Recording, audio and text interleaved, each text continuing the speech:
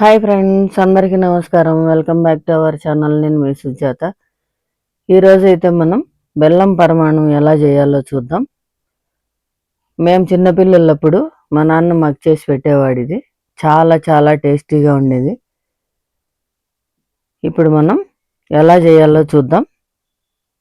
దీనికోసం అయితే మనం బెల్లం 1/2 కిలో తీసుకొని ఇలా వీడియోలో చూపించిన విధంగా సన్నగా కట్ చేసుకోవాలి. ఇలా చేసుకుంటే బియ్యంలో వేసినప్పుడు బాగా కరిగిపోతుంది. ఇప్పుడు 1/2 గ్లాస్ కందిపప్పు తీసుకొని 2 గ్లాసులు బియ్యం తీసుకున్నాం. ఇప్పుడు దీనికోసం మనం డ్రై ఫ్రూట్స్ తీసుకున్నాం. జీడిపప్పులు, బాదం పప్పులు, కిస్మిస్లు తీసుకున్నాం. ఇవి మన ఎన్నైనా వేసుకోవచ్చు, మన ఇష్టం అది. ఇప్పుడు మనం బియ్యం ఇలా బాగా కడిగి పెట్టుకున్నాం.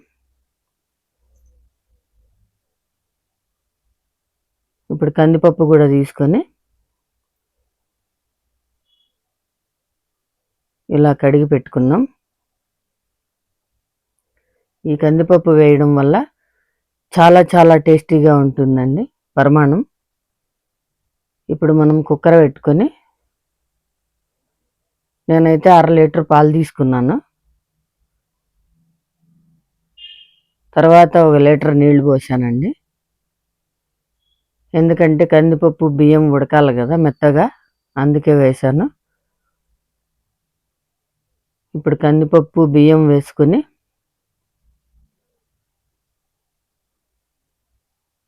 కుక్కర్ మూత పెట్టుకొని 5-6 విజిల్స్ వచ్చేంత వరకు పెట్టుకోవాలి. ఎందుకంటే మెత్తగా ఉడకాలంటే 5-6 విజిల్స్ రావాలి. ఇలా ఉడికిపోతుంది. మనం మూత తీసి చూస్తే మెత్తగా ఉడికింటుంది. ఇప్పుడు మనం సన్నగా తరిగి పెట్టుకున్న బెల్లంను వేసుకొని బాగా కలుపుకోవాలి. అంతే అండి, ఎంతో టేస్టీగా ఉండే బెల్లం పరమాణం రెడీ. మీరు కూడా ట్రై చేయండి. ట్రై చేసి ఎలా వచ్చిందో చెప్పండి. కామెంట్ బాక్స్లో కామెంట్ చేయండి.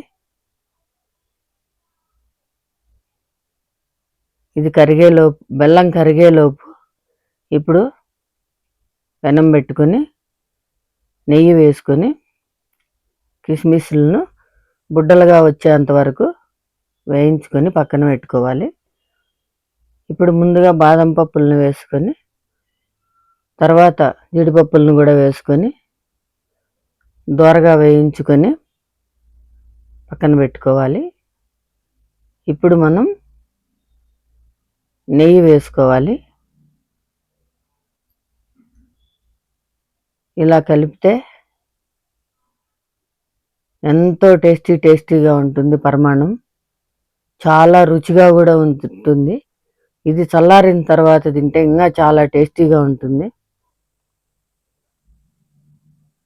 ఇప్పుడు మనం ఫ్రై చేసి పెట్టుకున్న కిస్మిస్లు, బాదం పప్పులు, జీడిపప్పులు వేసుకొని కలుపుకుంటే ఎంతో టేస్టీగా ఉండే పరమాణం రెడీ. మీరు కూడా ట్రై చేయండి. ఓకే ఫ్రెండ్స్, మంచి వీడియోతో మళ్ళీ మీ ముందుంటా.